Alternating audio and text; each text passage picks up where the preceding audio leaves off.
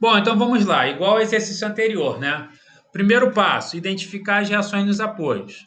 No apoio A, eu vou colocar uma reação que eu vou chamar de VA. No apoio B, uma reação que eu vou chamar de VB. Vamos analisar a viga da esquerda para a direita. Então, da esquerda para a direita, eu vou analisar em relação ao apoio B.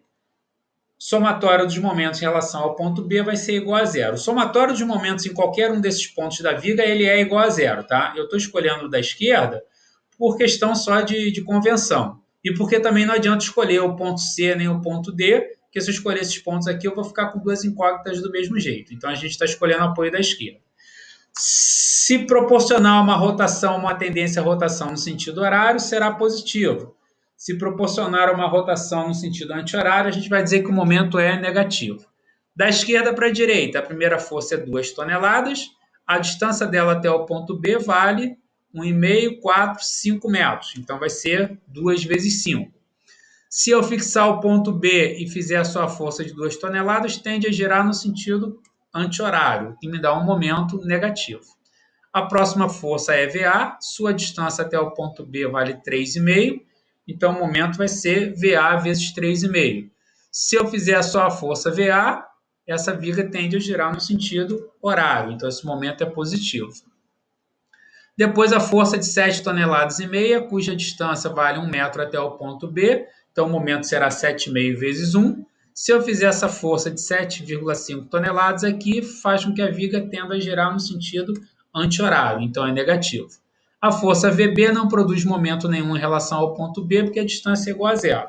Então, tudo isso é o somatório dos momentos em relação ao ponto B, que tem que dar zero. Efetuando as contas, 2 vezes 5, 10. Então, menos 10 mais 3,5 VA, menos 7,5 igual a zero. Menos 10 mais 7,5, menos 17,5, ou seja, 3,5 VA igual a 17,5. VA igual a 17,5 dividido por 3,5, que dá um valor de 5 toneladas. Para calcular a VB, eu vou usar a outra condição de equilíbrio que diz que a resultante é igual a zero. Dizer que a resultante é igual a zero significa que tudo que estiver de baixo para cima tem que ser igual ao que está de cima para baixo. Ou seja, VA mais VB tem que ser igual a 2 toneladas mais 7,5 toneladas. Isolando aqui o valor de VB, eu tenho que 2 mais 7,5, 9,5, menos VA, 9,5 menos 5, que vai me dar uma VB de 4,5 toneladas. E agora eu vou fazer meu diagrama de esforço cortante. As linhas para poder me orientar o posicionamento dos pontos, a minha linha representante da linha da viga na horizontal, a marcação dos pontos, e agora eu vou desenhar. Né? No ponto C eu tenho uma carga para baixo de 2 toneladas, então no ponto C eu desço aqui um vetor que simbolize para mim essas 2 toneladas. Como entre C e A não há força alguma, eu traço uma linha paralela à linha da viga. No ponto A eu tenho VA que aponta para cima, que vale 5 toneladas. Se eu subir esse primeiro trecho, são 2 toneladas, para completar as 5, faltam mais 3 toneladas. Então, 2 no primeiro trecho, mais 3 no segundo trecho. Entre o ponto A e o ponto D não há força alguma, então trago uma linha paralela à linha da viga. No ponto D, eu tenho uma força de 7,5 toneladas para baixo. Esse primeiro trecho, se eu descer, eu tenho 3, ficam faltando 4,5 para completar as 7 toneladas e meia. Entre o ponto D e o ponto B não há carga alguma, então traço uma linha paralela à linha da viga. No ponto B, eu tenho VB, que é 4,5 toneladas, e aponta para cima. E aí eu consigo fechar o meu diagrama.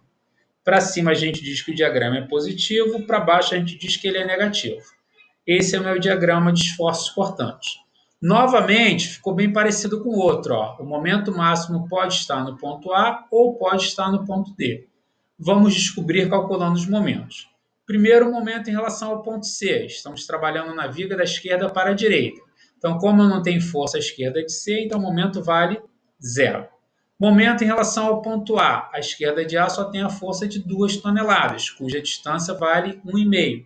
Então, o momento vai ser 2 vezes 1,5. Se eu fizer essa força aqui em relação ao ponto A, tende a girar no sentido anti-horário.